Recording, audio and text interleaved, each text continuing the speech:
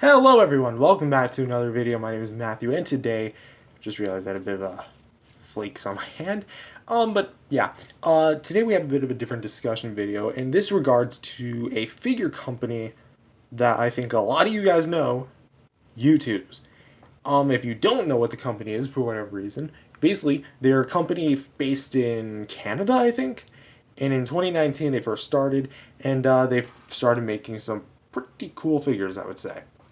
That being said, this is going to be mainly based around their Godzilla line, a Godzilla and Kong line, their figures, and kind of comparing like their figures up against some of the other Godzilla and Kong figures that are out on the market.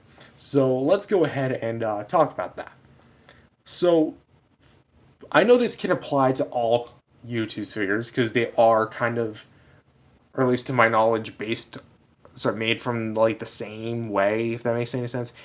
You'll see what I'm talking about in just a sec. But basically, we were going to be talking about the question that a lot of people do agree with: is Youtooz figures really overpriced?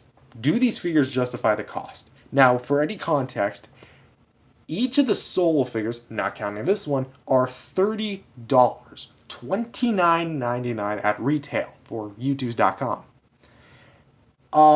This is pretty small for $30. It fits right in the palm of your hand, and while the quality is good, it's hollow. That's the thing that puts a lot of people off. The fact that these are basically hollow figures, and they can sometimes come with missing parts. The quality can be hit or miss a lot of the time. I got great quality with my figures, luckily. So, I mean, it's kind of a blessing in that sense. But, the figures themselves are hollow. In fact, actually, to prove this, here's the first Youtooz I ever got, the Heat Ray Godzilla. If you noticed, you might have noticed in the reviews, the earlier ones, that you might have noticed this little seam line right here. It has a bit of glue on it. That is because during the events of my first review and then my later reviews, I dropped this figure, and I think what happened was, these scuffs are not from me, I got this thing used, is that it popped the tail off, and then when I looked inside, it was hollow. It was just that. It was a vinyl hollow figure. I know these things are made of vinyl, but that's the thing. Because of how small they are, like, I'm going to actually compare these figures to another popular Godzilla vinyl figure line that I'm sure all of you are familiar with. The movie Monster Series Godzilla figures. Which, if I'm being honest, these two have more in common than you think. They're both made of vinyl, they're both hollow figures, and they're both decently pricey, especially. But the difference is their price point, like primarily. MSRP, he's $30, he's actually $20.